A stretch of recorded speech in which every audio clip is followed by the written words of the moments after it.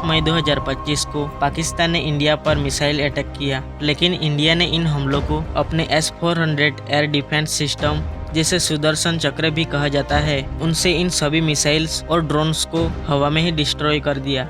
अगर S-400 हमारे पास नहीं होता तो कई मिलिट्री बेस और रेसिडेंशियल एरिया में भारी तबाही हो सकती थी। इस एयर डिफेंस सिस्टम ने देश को एक बड़े हादसे से बचा लिया। तो क्या है S-400 और ये काम कैसे करता है, आइए जानते हैं। S-400 एक long range air missile system है जिसे रशिया ने बनाया है। इसका फुल नेम S-400 ट्रिम्फ है, जिसे इंडिया में सुदर्शन चक्र भी कहा जाता है, और ये दुनिया की सबसे एडवांस एयर डिफेंस सिस्टम में से एक माना जाता है। इसका काम है enemy aircraft, cruise missile, ballistic missile को डिटेक्ट करके डिस्ट्रॉय करना।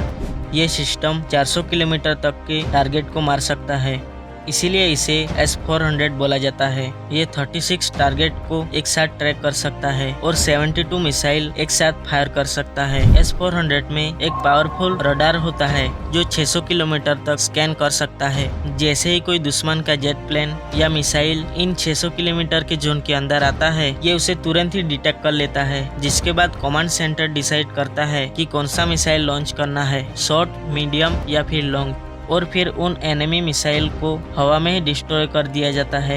S-400 में 4 तरह की मिसाइल्स होती है जो 400 किलोमीटर तक का टारगेट मार सकती है।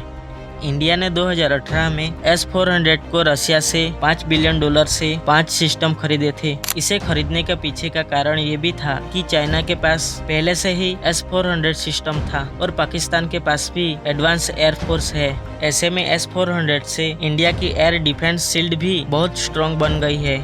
अगर ये S-400 हमारे पास नहीं होता तो जो पाकिस्तान ने इंडिया पर जितने भी मिसाइल्स और ड्रोन से हमले किए थे, वो सीधे मिलिट्री फोर्स और रिहायशी इलाके में गिरते, जिससे कई बेगुनाह की जान जा सकती थी और हर तरह तबाही का मंजर फैल जाता। दोस्तों, आपका S-400 को लेकर क्या कहना है, कमेंट में जरूर से बताइए।